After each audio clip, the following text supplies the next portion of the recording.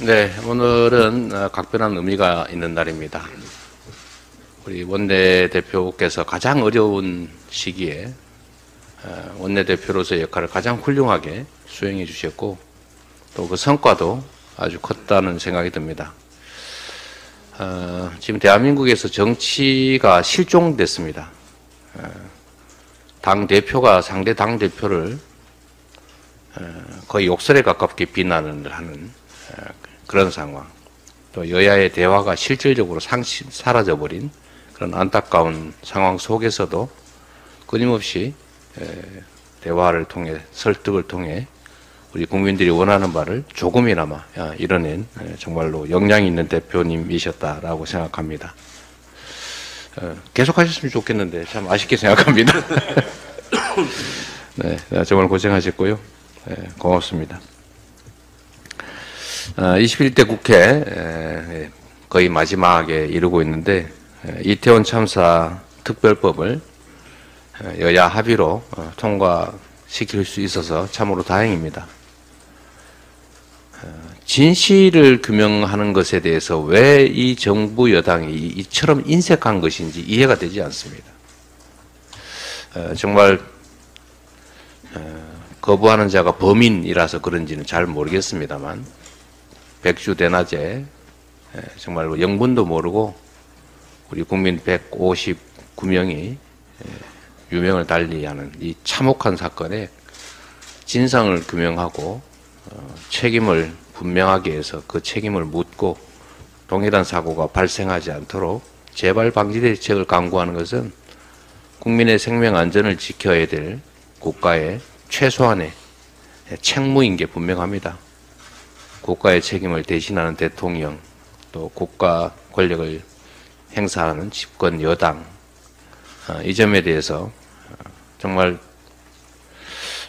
왜 이런 태도를 취하는지 이해가 되지 않습니다. 저는 이태원 참사를 방치하는 것이 결국 오송 참사를 불렀다고 생각합니다. 지금 우리 국민들의 뇌리에서 서서히 사라져가고 있지만 오송 참사 문제도 이 결코 그냥 넘어갈 수 없는 정말 심각한 사안 아니겠습니까? 너무 큰일이 많다 보니까 그 너무 큰일에 가려져 있지만 오송 참사 문제도 우리가 잊지 말아야 되겠습니다. 최혜병 순직 관련 특검법 역시 우리 원내대표님의 정말 각고의 노력 끝에 통과가 됐습니다. 저는 윤석열 대통령님 그리고 여당이 거부권 행사를 하지 않을 것으로 믿습니다. 범인이 아닐 것이니까. 아까 우리 정청래 최고께서 보여주신 것처럼 특검을 거부하는 자가 범인이다. 이거 저번 대선 경선 과정부터 지금까지 수년간 계속 대통령 후보부터 여당이 끊임없이 대내왔던 거 아닙니까? 아마 이 현수막으로 붙인 것만 해도 수만 장 되지 않을까 생각이 됩니다. 수년간 지금 현직 대통령님부터 여당이 끊임없이 해왔던 말, 특검을 거부하는 자가 범인이다. 범인이 아닐 테니까 거부하지 않을 걸로 믿습니다.